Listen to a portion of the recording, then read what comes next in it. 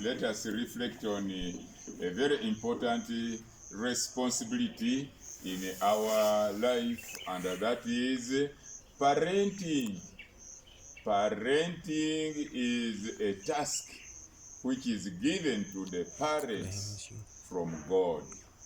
Right from the beginning, that task is a real divine responsibility. We are responsible for either the destruction of our children or the real moral upbringing of our children. Let's listen to some quotations here, and we really borrow a leaf. How do we parent? How do we really have control over our children? It says that being a parent is an incredible blessing from the Lord. Raising children and watching them grow into their own personalities can bring such great joy. Remember, a breadwinner. What does a breadwinner mean? A child cannot work for himself or herself. A child cannot get a shelter, cannot get clothing. All of the basic necessities come from the parents. But those are material, the ones I'm talking about the spiritual upbringing. Very important. The whole world is full of hooligans, and you'll find when you trace backwards, parenting plays a big role there.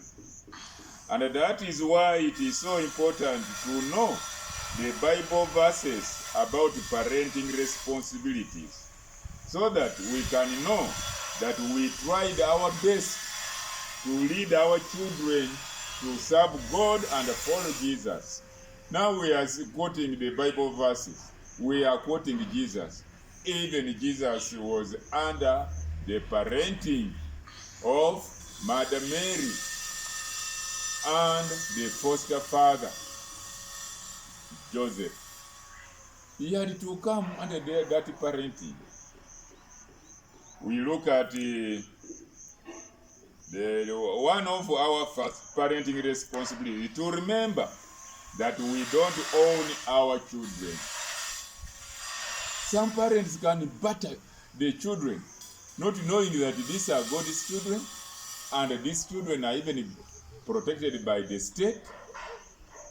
If you beat a child and the child dies, you will be arrested. So if that is your own child and you say that it is your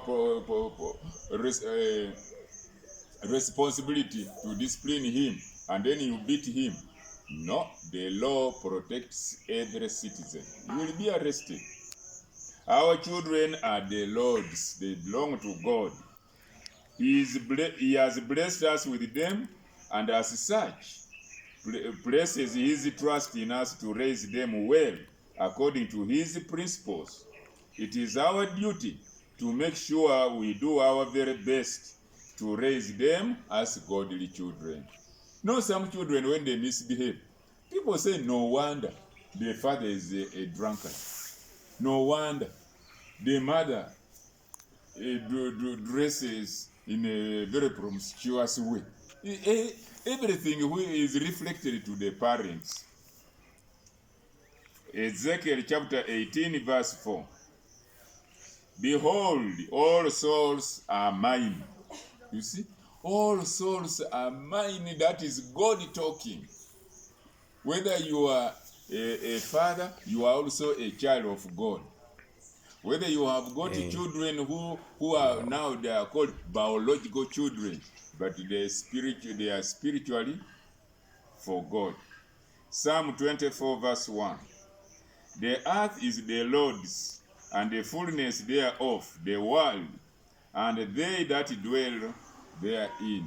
This whole world belongs to God, and whoever dwells in the world is a child of God. Psalm 127 verse 3 to 5. Lo, children are heritage of the Lord, and the fruit of the womb is his reward. As arrows are in the hand of a mighty man, so are children of the youth.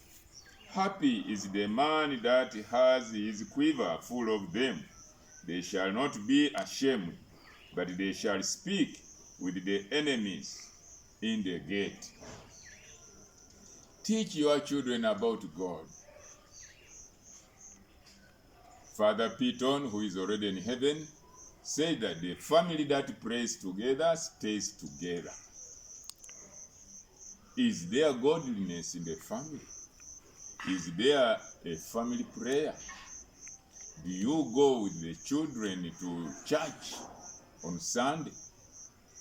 That is a challenge towards the parents, because they are also going to be parents.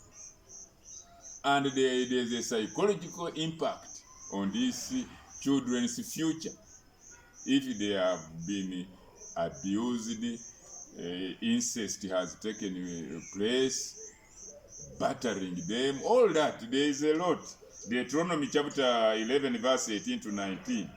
Therefore shall you lay up these my words in your heart and in your soul, and bind them for a sign upon your hand, that they may be as frontlets between your eyes.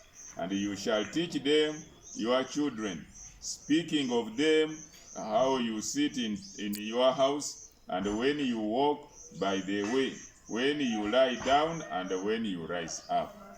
Deuteronomy chapter 4 verse 9. Only take heed to yourself, and keep your soul diligently, lest you forget the things which your eyes have seen, and lest they depart from your heart all the days of your life. But teach them your sons and the sons of your sons. Psalm 78 verse 5 to 8.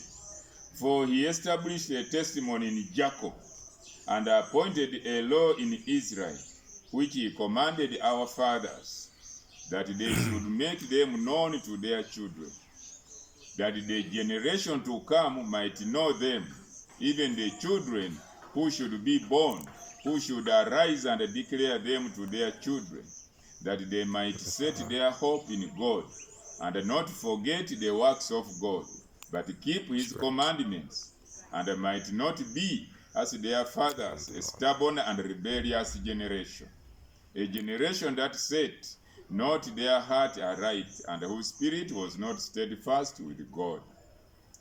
Proverbs chapter 22 verse 6. Train up a child in the way he should go, and when he is old, he will not depart from it.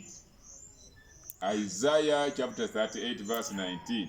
The father to the children shall make known your truth. Isaiah 54:13. And all your children shall be taught of the Lord, and great shall be peace of your children. Matthew chapter 19 verse 14. Jesus said, Suffer little children, and forbid them not to come to me, for of such is the kingdom of heaven. Exodus chapter 10 verse 2. And you may tell in the ears of your son and of your son's son what things I have wrought in Egypt, and my signs which I have done among them, that you may know how that I am the Lord.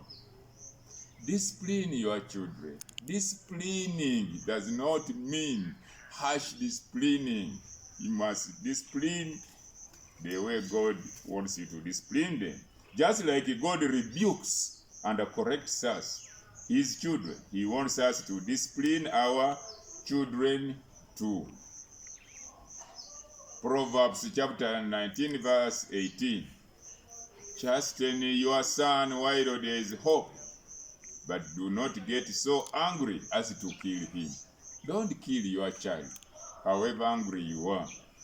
Proverbs 29:17.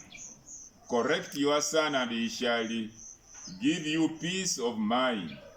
He shall delight in your soul. Hebrews chapter 12 verse 7.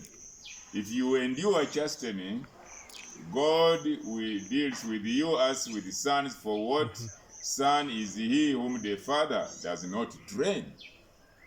encourage your children. As parents, we should make sure to encourage our children, not to get angry at them. This will help them to grow into godly men and women as members of the family of God. Ephesians chapter 6 verse 4. And you fathers, provoke not your children to wrath, but bring them up in the nurture and the admonition of the Lord.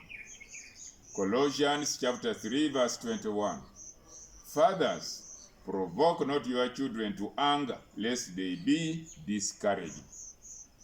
Titus chapter 2 verse 4 to 6. That they may teach the young women to be sober, to love their husbands, to love their children.